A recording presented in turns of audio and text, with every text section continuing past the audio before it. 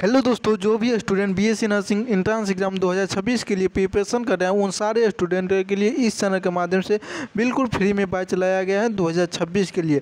चाहे आप किसी भी स्टेट से हैं, वह सारे स्टूडेंट इस चैनल से जुड़ करके और सुबह 7:15 आप सभी क्लास कर सकते हैं। क्या डेली सुबह 7:15 में क्लास कर सकते हैं, जिसमें आप सभी को मिलेगा chapter by theory, chapter question notes, इनके बाद चैप्टर बाय थ्योरी क्लास, इनके बाद टॉप 30 to 100 क्वेश्चन और सॉल्यूशन भी होगी और इस चैनल के माध्यम से पूरी करवाई जाएगी। जैसे आप सभी को 2026 के लिए प्रिपरेशन करना है उसी तरह से इस चैनल के माध्यम से आप सभी को पूरी सपोर्ट मिलेगी। तो आप सभी कोशिश करें इस चैनल से जुड़ के और 2026 के लिए प्रिपरेशन करें। जल्द ही आप सभी को लिए सामने क्वेश्चन थ्योरी लाएंगे आज की जो क्लास होगी, जिसमें क्लास का नाम क्या है, classification of element and periodicity in properties, यानी तत्वों के वर्गीकरण एवं गुणधर्म में आवर्तिता। इनके बारे में आज के सेशन में, आज के लेक्चर में कोशिश करेंगे थ्योरी समझने का और थ्योरी से क्वेश्चन टॉप 30 to 100 क्वेश्चन करने का। क्या 30 to 100 क्वेश्चन करने का। और इस चैनल के माध्यम से आप सभी के लिए ये सारे कुछ जो है ना फ्री में दिया जा रहा है, तो कोशिश करें। इनके बाद 5000 क्वेश्चन का महामैराथन क्लास प्रीवियस ईयर 5 वर्षों का एवं नोट्स दिया जाएगा पीडीएफ बिल्कुल फ्री में और टेलीग्राम ग्रुप में क्यूज होगी। तो इस चैनल के माध्यम से आप सभी को बता दिया जाए, जो भी स्टूडेंट बीएससी नर्सिंग किसी भी स्टेट से है वो सारे स्टूडेंट जुड़ सकते हैं, और पैरामेडिकल हो या बीटेक का तैयारी करते हो वो सारे स्टूडेंट इस चैनल से जुड़ सकते हैं। फिलहाल में अभी नर्सिंग का क्लास शुरुआत हो चुकी है, जिसमें से बायोलॉजी का लगभग चैप्टर ख़त्म हो चुकी है। पैरामेडिकल का जो है 5-6 लेक्चर का प्ले लिस्ट बन चुकी है, अभी तक आप सभी नहीं देखे हैं तो जाके देख लीजिए। जल्दी आप सभी के लिए पूरी बैच को शुरुआत कर दी जाएगी। तो चलिए आज की क्लास जो है classification of element and periodicity in properties, इनके बारे में जानकारी प्राप्त करते हैं। थ्योरी क्या कहती है। आज की जो क्लास है थ्योरी है, जिसका नाम है, चैप्टर का नाम classification of element and periodicity in properties, और इनका जो है थ्योरी करने वाले हैं। ये तत्व का नाम है, आप सभी को नहीं याद है तो इसको स्क्रीनशॉट आउट कर लीजिए और आप अपने पेज में भी लिख सकते हैं, वाइट पेज में लिखिएगा। और जैसे जैसे इसमें बताया गया है, जैसे जैसे यहाँ पे आप सभी देखते होंगे, ये जो एक कलर किया गया है, इन सारे तत्व का एक कलर किया गया है। तो यहाँ पे जो कलर आप सभी मैच करके देख सकते हैं कौन सा कलर का क्या नाम दिया गया है। ठीक, इनके बाद धातु अधातु कैसे पहचानते हैं, जल्द ही इस पे लेक्चर आएगी, जिसमें पूरी तरह से आप सभी को बताने का कोशिश किया जाएगा। इनको कौन सा वर्ग कहते हैं, जो होते हैं क्षारीय धातु कहते हैं। इनको क्या कहते हैं, क्षारीय धातु। इनको क्षारीय मृदा धातु। वर्ग 2 को क्या कहते हैं, क्षारीय मृदा धातु।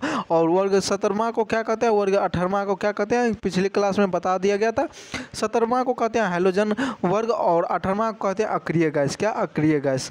और ये सारे आप सभी को बता गया है, या नोबेल गैस भी बोलते हैं। और इस चैनल के माध्यम से पूरी जानकारी दे दिया गया। अभी तक आप सभी एटम वाली क्लास नहीं किया है, स्ट्रक्चर ऑफ एटम की क्लास और some basic concept of chemistry, ये 2 चैप्टर खत्म हो चुके हैं। टॉप 30 क्वेश्चन भी करवा दिया गया है।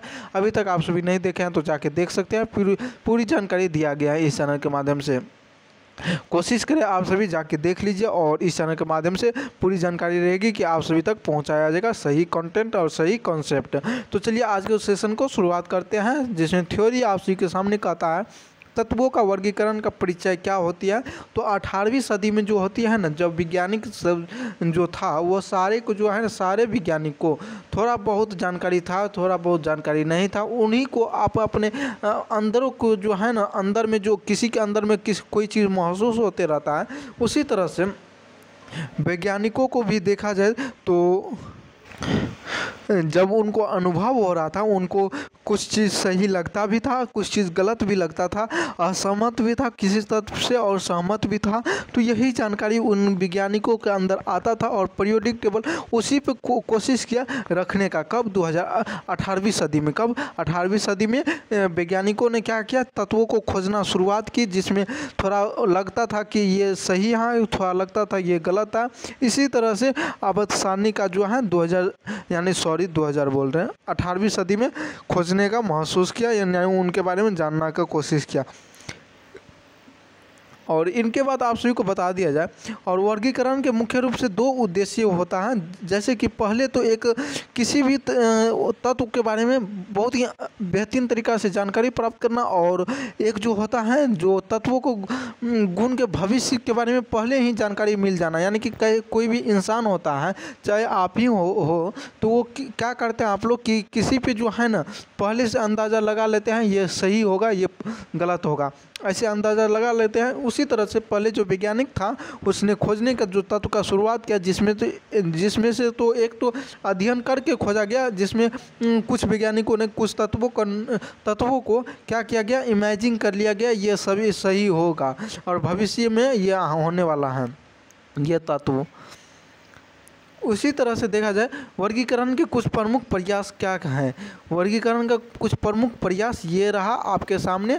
पहला आया था कौन, पहला जो वैज्ञानिक आया था कौन आया था, डोबेराइनर। क्या डोबेनाइरर का त्रिक नियम, डोबेनाइरर का ट्रेंड्स सिद्धांत इसका कहती हैं 1817 में जब जर्मन वैज्ञानिक जोहान वोल्फगैंग डोबेराइनर के तीन तत्वों का समूह बनाए गए।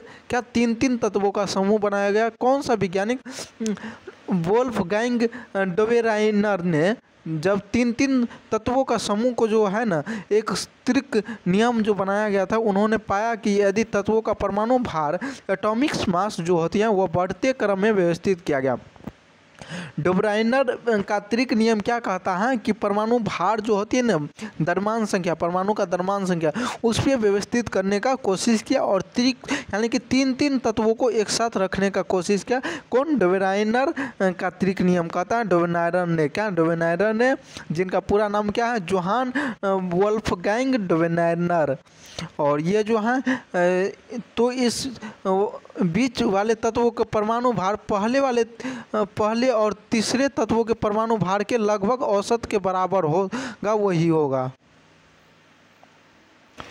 और इस वैज्ञानिक ने क्या कहा, पहले वाले तत्व और तीसरे वाले तत्व के पिछले वाले तत्व के औसत के बराबर होगा, वही जो डोबेनाइरर का त्रिक नियम कहलाता है। और इसका जो उदाहरण देखा जाए तो आप देख सकते हैं कि लिथियम को लिया गया और सोडियम को लिया गया और पोटेशियम को लिया गया एक त्रिक नियम के अनुसार। क्या? त्रिक के अनुसार इन तीनों को एक साथ रखा गया। इनके बाद इनके अंदर कमियां क्या रह गई? यह नियम कहते हैं केवल कुछ ही तत्वों के लिए यह लागू होता है। यह नियम जो होते हैं त्रिक नियम, दो तत्वों के अनुसार तीसरे तत्व के औसत के बराबर होगा, यानी पहले और तीसरे के अनुसार पिछला का औसत बराबर होगा। तो उसमें जो होते हैं कुछ ही तत्वों के लिए यह जो होती है ना ये नियम सही होते हैं, यही इनकी कमियां थी। और इसका जो पीडीएफ है आप सभी देखते हैं कि यहाँ पे लिखा गया है पीडीएफ के लिए कहाँ विजिट करना है, इस चैनल पे विजिट करना है। इसका अबाउट सेक्शन में लिंक दिया गया आप सभी के लिए, बहुत ही बेहतरीन तरीक़ा से इस चैनल के माध्यम से फ्री में नोट्स दिया जाता है, तो आप सभी वहाँ पे जुड़ जाइए।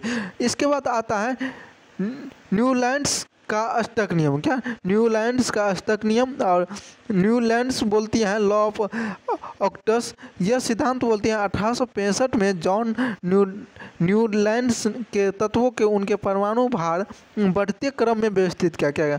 क्या किस में व्यवस्थित किया गया?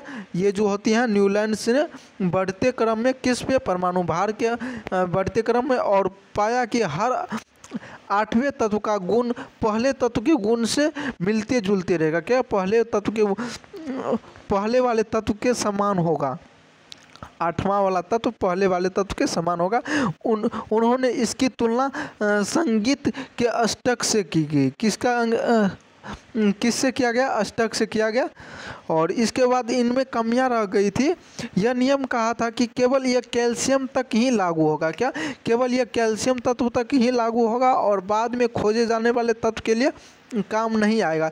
यह जो नियम दिया गया बढ़ते क्रम में, परमाणु भार के बढ़ते क्रम में स्थगित किया जाएगा, यानी रखा जाएगा 1865 में, ये जो वैज्ञानिक ने दिया गया था न्यूलैंड ने। तो इसमें क्या कहा गया था कि ये कैल्शियम तत्व तक ही लागू हो सकता है ये नियम, और इनके बाद जो तत्व खोजा जाएगा उस पर लागू होने का बहुत ही कम चांस है। इनके बाद देखा जाए अगला आती है मेंडलीव की आवर्त सारणी। क्या? मेंडलीव की पीरियोडिक टेबल।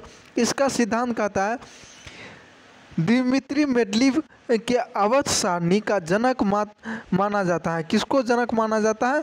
दिमित्री मेंडलीव को आवर्त सारणी का जनक माना जाता है, जिसमें 1869 ईस्वी में उन्होंने आवर्त नियम दिया गया, क्या पीरियोडिक लॉ दिया गया, और इन्होंने कहा गया कि तत्वों के गुण उनके परमाणु भार के आवर्ती फलन पे होता है। किस पे होता है? आवर्तिक फलन पे होता है, परमाणु भार के आवर्ती फलन पे होती है। और इनका जो विशेषता रहा, मेंडलीव का विशेषता रहा कि उन्होंने बताया कि तत्वों के परमाणु भार को बढ़ते क्रम में तो व्यवस्थित किया जाएगा, और उन्होंने कहा कि कुछ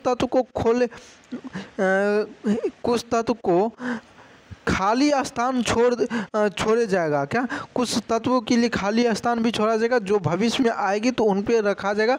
और जिनके अनुसार उन्होंने बताया कि भविष्यवाणी भी की थी। क्या? मेंडलीव ने कुछ तत्वों को भविष्यवाणी भी की थी, जैसे कि एल्यूमिनियम, क्या इक्का एल्यूमिनियम का भविष्यवाणी की गई थी। उनको जो है गैलेनियम तत्व नाम दिया गया। क्या? बाद में उनको क्या नाम दिया गया? गैलेनियम के रूप में खोजा गया। किसको? इक्का एल्यूमिनियम को।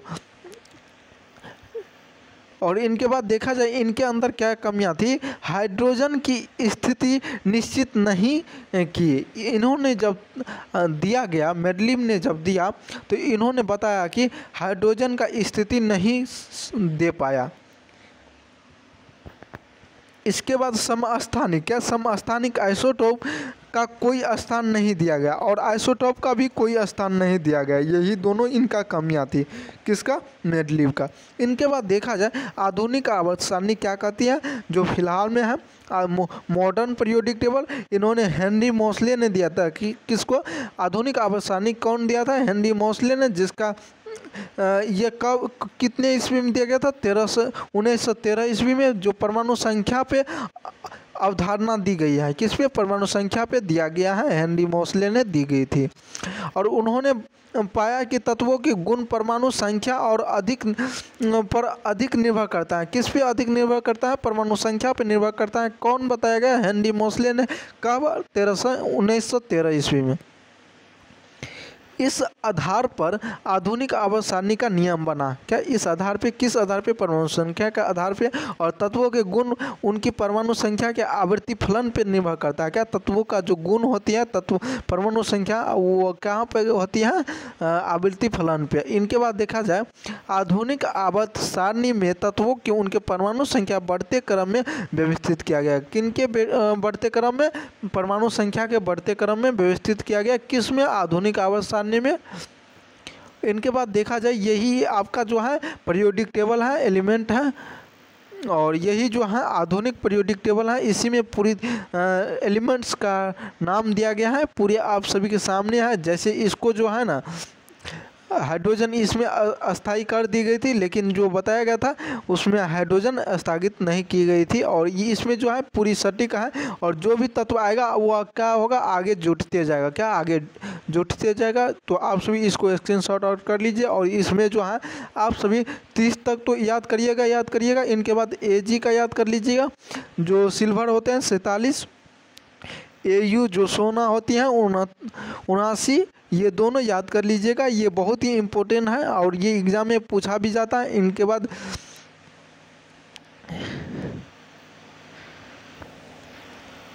आधुनिक आवर्त सारणी का क्या होती है, आधुनिक आवर्त सारणी में क्या क्या दिया गया, वो पूरी बारीकी से जानकारी प्राप्त करते हैं। आधुनिक आवर्त सारणी में समूह जो होती हैं 18वां को ऊर्ध्वाधर स्तंभ कहते हैं। क्या?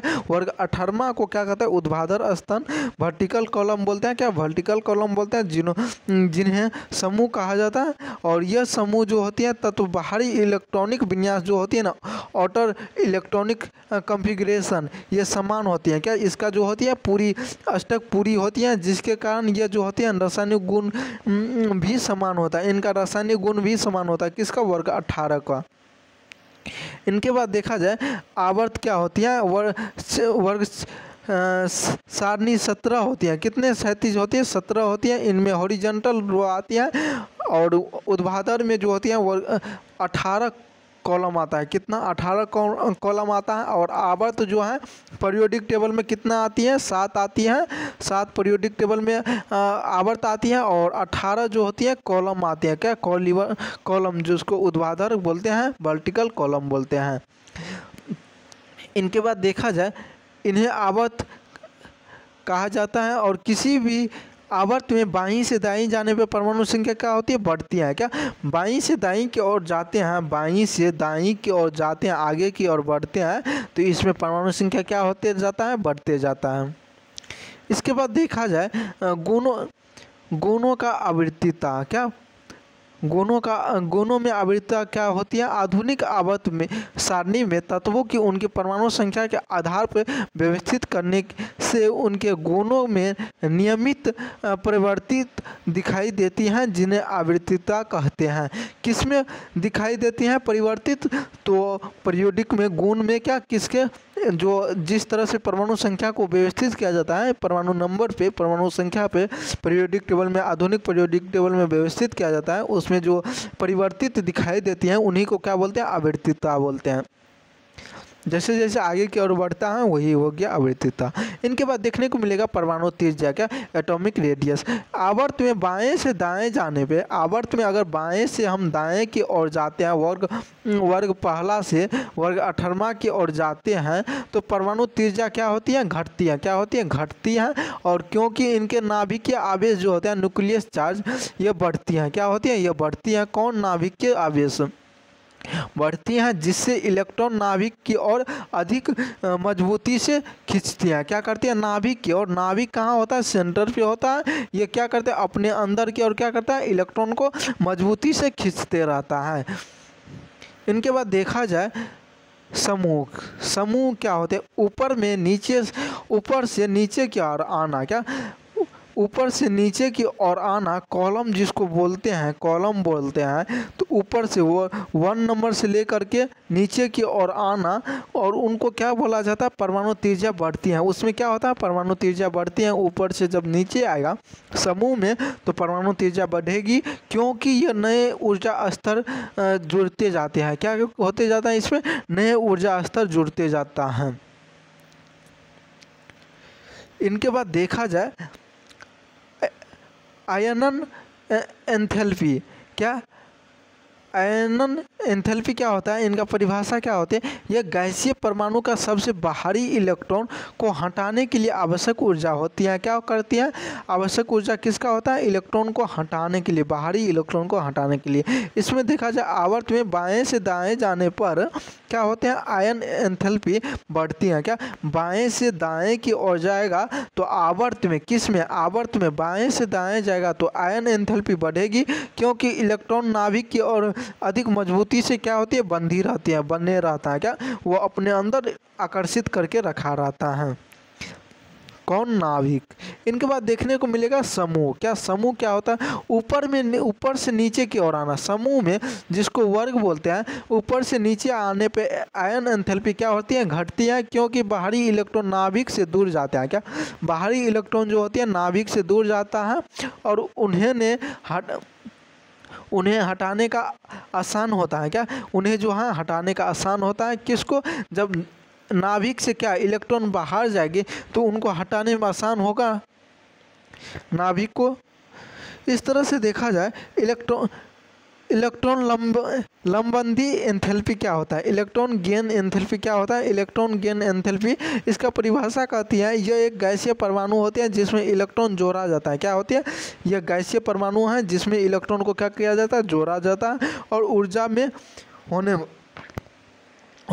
में होने वाला परिवर्तन होता है। क्या, ऊर्जा में परिवर्तन होता है। और आवर्त देखा जाए बाईं से दाईं ओर जाती हैं तो अधिक ऋणात्मक हो जाते हैं। क्या, बाईं से दाईं की ओर जाते हैं, किस में, इलेक्ट्रॉन गेन एंथैल्पी में, तो अधिक ऋणात्मक हो जाती है। क्या, अधिक ऋणात्मक तत्व हो जाती है, यानी कि अधिक ऊर्जा मुक्त हो जाती है। ज़्यादा ऊर्जा मुक्त हो जाता है, अपने चार्ज जो होती है उससे मुक्त हो जाती है, ऊर्जा दूसरे इलेक्ट्रॉन में चली जाती है, दूसरे तत्वों में चली जाती है, क्योंकि परमाणु आसानी से क्या करते हैं, इलेक्ट्रॉन को स्वीकार करते हैं। क्या करता है, इलेक्ट्रॉन को स्वीकार करती है। किसमें, आवर्त में। क्या, आवर्त में।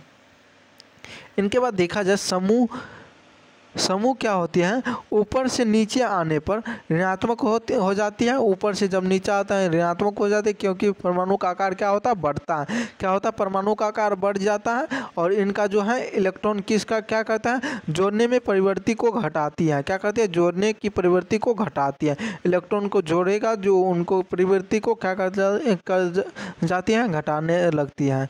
इनके बाद देखने को मिलेगा आप सभी को विद्युत ऋणात्मकता। क्या विद्युत ऋणात्मकता क्या होती है, इलेक्ट्रोनेगेटिविटी। ये कहती है परिभाषा किसी भी परमाणु की रासायनिक बंधन में साझा किए गए इलेक्ट्रॉन की अपनी ओर आकर्षित करता है। क्या साझा किए गए इलेक्ट्रॉन को अपनी ओर आकर्षित करने की क्षमता रखती है। कौन, विद्युत ऋणात्मकता।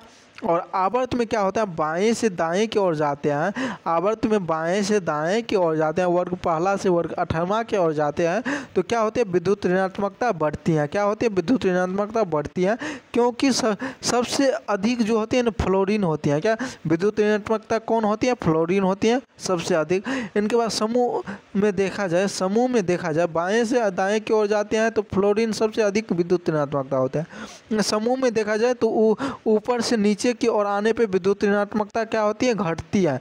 इसमें विद्युत ऋणात्मकता घटती है, इसमें विद्युत ऋणात्मकता बढ़ती है आवर्त में बाएं से दाएं जाने पे। इनके बाद आप सभी को देखने को मिलेगा रदरफोर्ड का परमाणु मॉडल। क्या रदरफोर्ड का परमाणु मॉडल, ये तो आप सभी पढ़ लिए थे। क्या चीज़ पे ये यूज़ किया गया था, सोने के पन्नी वाले प्रयोग किया गया था। कब किया गया था, 1911 ईस्वी में। कौन ने, अर्नेस्ट रदरफोर्ड ने किया गया था, और जिसमें एक्सपेरिमेंट किया गया था, जिसमें अल्फा कण दिया गया था। क्या अल्फा कण दिया गया था, जिसमें से क्या हुआ था, बहुत सारे किरणें छोड़ी गई, जिसमें से बहुत ही एक कण लगभग 20,000 कणों पे एक कण वापस लौट के आया। मतलब कि इतना ज़्यादा जो है ना कम, इतना ज़्यादा फ्लॉप था, इतना कम वहाँ पे एरिया था कि मात्र एक कण लौट के आया। जैसे कि आप सभी पिछले क्लास में स्ट्रक्चर ऑफ एटम में कैसा गया था किरणें, आप सभी को बता दिया गया, फिगर के साथ रखा गया था। फिगर कैसा था, एक ऐसा होते हैं जिसमें यहाँ पे क्या होती है, एक सोने का जो होती है पतले परत होते हैं, जिससे क्या करते हैं, किरण जो दिया जाता है ना, तो सारा किरण चली जाते हैं। क्या सारा किरण चली जाती है, मात्र एक किरण जो होती है जो सटीक जाके सीधा जाके लौटता है। क्या होती है, सीधा जाके लौटता है। सीधा क्या होती है, अपने आप उधर पीछे की ओर लौट जाती है। और इसमें देखा जाए कि अधिकांश अल्फा कण बिना किसी रुकावट के सीधे पानी में गुजर जाते हैं। क्या बिना किसी रुकावट का सीधे पानी में गुजर जाते हैं। कौन, अल्फा किरण। और कुछ अल्फा कण क्या होते हैं, छोटे कणों से विक्षेपित हो जाता है, मतलब डिफेक्टेड हो जाती है। बहुत छोटे कणों से भी टकरा जाते हैं तो वो डिफेक्ट हो जाती है, मतलब कि वो नहीं हो पाती हैं, वो नहीं अंदर तक जा पाती है रोशनी। इनके बाद बहुत कम अल्फा कण जो होती हैं, 20,000 अल्फा कणों में मात्र एक जो होती है सीधे वापस लौटता है। क्या सीधे ऐसे गया तो सिर्फ ऐसे ही पीछे की ओर आएगा, लौट जाती हैं। इनके बाद देखा जाए इसका निष्कर्षण क्या रहा, तो यह कहा कि नाभिक जो होती है, रदरफोर्ड का निष्कर्षण में नाभिक चूँकि अधिकांश अल्फा कण जो होते हैं सीधे गुजर जाते हैं, जिससे यह सिद्ध होता है कि परमाणु का अधिकांश जो भाग होती है ना खोखला होता है। क्या परमाणु का अधिकांश भाग क्या होता है, खोखला होता है।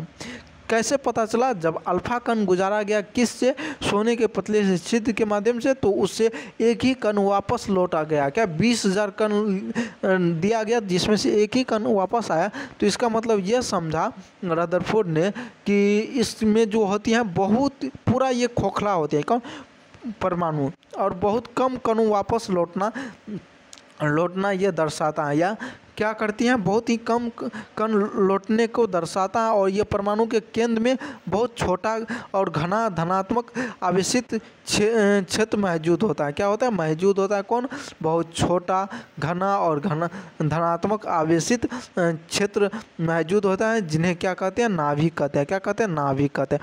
इनके बाद आप सभी को देखने को मिलेगा इलेक्ट्रॉन की स्थिति। इलेक्ट्रॉन, यह इस नाभिक के चारों ओर घूमता है। क्या करता है? नाभिक जो होती है, नाभिक जिसमें न्यूट्रॉन और प्रोटॉन रहती है, प्रोटॉन रहती है, इनके चारों तरफ क्या करते हैं? इलेक्ट्रॉन चक्कर लगाते रहते हैं। क्या? इलेक्ट्रॉन चक्कर लगाते रहते हैं।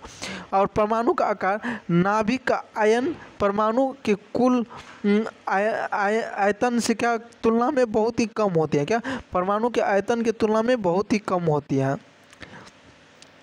इनके बाद देखा जाए इनका कमियां क्या रही, रदरफोर्ड का निष्कर्षण में कमियां, यह मॉडल यह नहीं समझा पाया कि इलेक्ट्रॉन के नाभिक के चारों ओर लगातार घूमते हुए अपनी ऊर्जा क्यों नहीं खोते हैं। क्या? इलेक्ट्रॉन जो ये नाभिक के चारों तरफ न्यूट्रॉन और प्रोटॉन जो होती है नाभिक, इनके चारों तरफ जो इलेक्ट्रॉन चक्कर लगाती हैं, मतलब अपना सब जो चलते बुलते खाते पीते हैं, तो इससे क्या होता है? एनर्जी आती है, चलते फिरते हैं तो एनर्जी चली जाती है, तो इलेक्ट्रॉन चक्कर लगाती हैं तो उनके अंदर जो एनर्जी है वो काहे न लॉस होता है। तो ये समझा नहीं पाया कौन? रदरफोर्ड ने।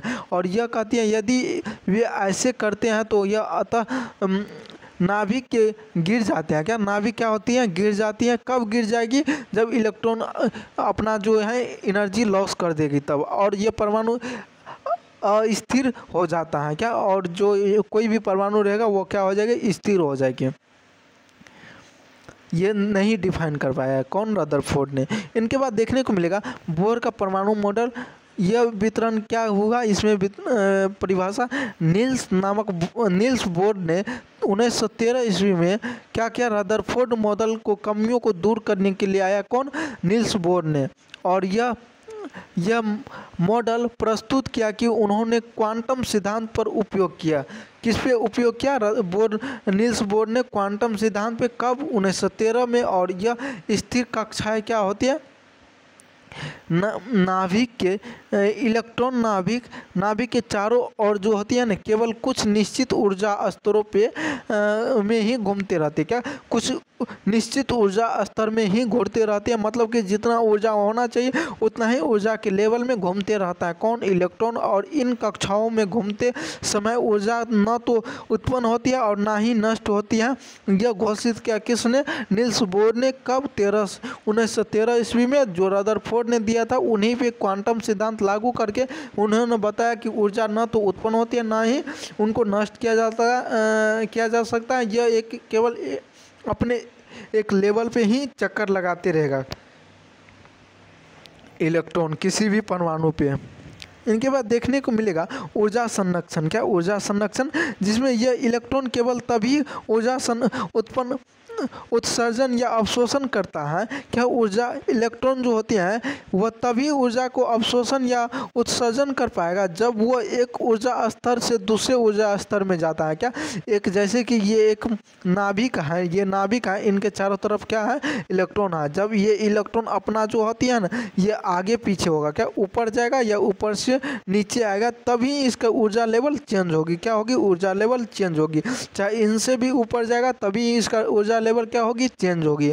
ऊर्जा संक्रमण में यह कहती है। और इनके बाद देखा जाए इसमें जब वह उच्च ऊर्जा स्तर में निम्न ऊर्जा स्तर में आता है तो वह ऊर्जा को उत्सर्जन करती है। क्या? ऊर्जा को उत्सर्जन करेगा। जब उच्च से निम्न में जाएगा तो ऊर्जा को उत्सर्जन करेगा, और जब निम्न से उच्च में जाएगा तो ऊर्जा को क्या करेगा? अवशोषण करेगा। उच्च से निम्न से उच्च में जाएगा तो ऊर्जा का अवशोषण करेगा, और उच्च से नीच में जाएगी तो ऊर्जा का उत्सर्जन करेगी। और इनके बाद देखने को मिलेगा आप सभी को, और इसने बताया कि कक्षा का नामकरण किस तरह से किया जाता है। क्या? किस तरह से किया जाता है? तो यहाँ पे लिखा गया उन ऊर्जा स्तरों को KLMNO ऐसे दर्शाया जाता है। उनको 1 2 3 4 से दर्शाया जा सकता है के रूप में दर्शाया जाता है। किनको? कक्षा को। क्या? कक्षा को। कक्षा क्या कहते हैं? जो ऑर्बिट के चारों ओर जो घूमते रहता है उनको क्या बोलते हैं? हर वो कक्षा बोलते हैं। इसको LMNO से ऐसे दर्शा सकते हैं। इनके बाद आप सभी को देखने को मिलेगा इसका उपयोग कहाँ पे होता है। होता है, क्या उपयोग कहाँ पे होता है। बोर का मॉडल हाइड्रोजन जैसे सरल परमाणु के स्पेक्ट्रम की सफलतापूर्वक व्याख्या कर सका और खामियां इसका यह रहा कि मॉडल में जटिल परमाणु से स्पेक्ट्रम की व्याख्या नहीं कर सका। क्या जटिल परमाणु का यह जो व्याख्या नहीं कर पाया और यह भी नहीं समझा पाया कि इसका जो ऊर्जा स्तर इलेक्ट्रॉन कैसे व्यवस्थित होगा, क्या इलेक्ट्रॉन को कैसे व्यवस्थित किया जाएगा, ऊर्जा को कैसे व्यवस्थित किया जाएगा, ये जो होती हैं जटिल परमाणु पे नहीं यूज हो पाया। इनके बाद देखा जाए क्वांटम यांत्रिक मॉडल क्या कहते हैं, क्या क्वांटम यांत्रिक मॉडल क्या कहती है। तो इसमें देखने को मिलेगा यह परमाणु सबसे अधिक और स्वीकार्य मॉडल होती हैं। यह मॉडल श्रोडिंगर जैसे वैज्ञानिकों का काम पर आधारित है और यह मानता है कि कक्षक जो होती है ऑर्बिट, यह एक इलेक्ट्रॉन किसी भी निश्चित कक्षा में नहीं होता है। क्या इलेक्ट्रॉन जो होती है किसी निश्चित कक्षा में नहीं होता है। इसका वजह यह है कि इन्होंने नाभिक के चारों तरफ जो होती है ना, चारों ओर एक इलेक्ट्रॉन मेघ होती हैं। क्या एक इलेक्ट्रॉन मेघ होते हैं जिसमें पाए जाने वाले संभावना जो होती है, संभावना होती है, क्या पाए जाने वाले इलेक्ट्रॉन का संभावना होता है इलेक्ट्रॉन का। और इसका 3D स्थान को कक्षक कहते हैं। क्या 3D स्थान को कक्षक या ऑर्बिट कहते हैं। आप सभी जो देखते हैं ऐसे जो होती हैं इस तरह से, उनको क्या कहते हैं, कक्षक कहते हैं, ऑर्बिटल कहते हैं। इस तरह से देखा जाए क्वांटम संख्या क्या होती है, प्रत्येक इलेक्ट्रॉन स्थिति और ऊर्जा के चारों ओर चारों क्वांटम संख्या द्वारा परिभाषित किया जाता है। क्या 4 क्वांटम संख्या द्वारा परिभाषित किया जाता है। किनको, क्वांटम संख्या को।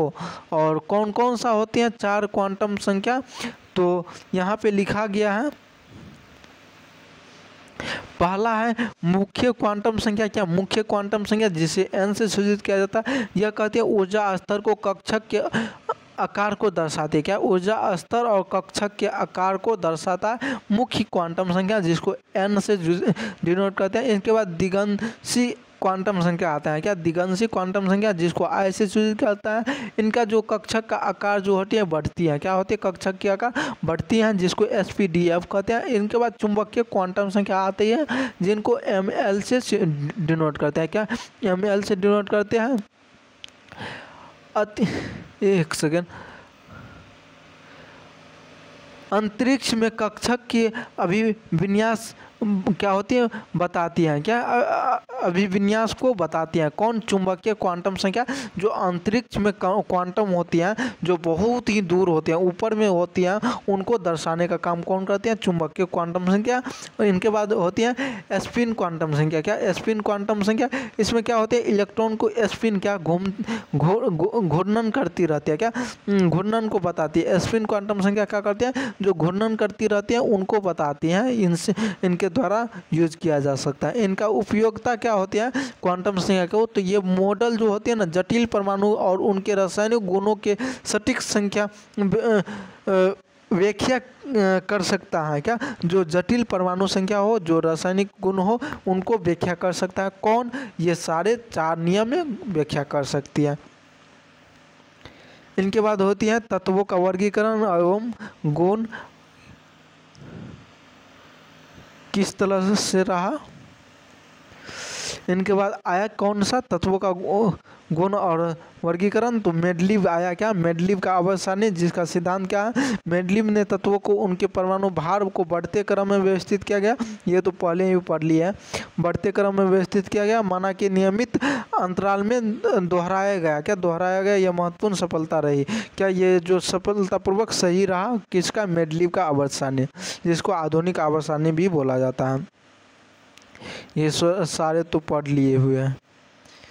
तो चलिए आज की क्लास को यहीं पे ख़त्म करते हैं। आज की क्लास आप सभी को कैसा लगा और यह क्लास कैसी थी। आज की जो है केमिस्ट्री का चैप्टर 3 रहा और 3rd चैप्टर तक केमिस्ट्री का भी ख़त्म हो चुकी है। अभी तक आप सभी 1st और 2nd नहीं देखे हैं तो जाके देखिए और बहुत ही बेहतरीन तरीक़ा से कोशिश करिए आप सभी रेगुलर वे में क्लास करने का। इस चैनल के माध्यम से रेगुलर वे में क्लास चलती हैं तो आप सभी कोशिश करें रेगुलर वे में क्लास करने का। जो भी स्टूडेंट कोई भी इंटर्नशिप एग्जाम का तैयारी करते हैं तो इस चैनल से जुड़ सकते हैं, बिल्कुल फ्री में उनके लिए क्लास लाया जा रहा है। तो जय हिंद, इस सेशन में यहीं तक रखते हैं।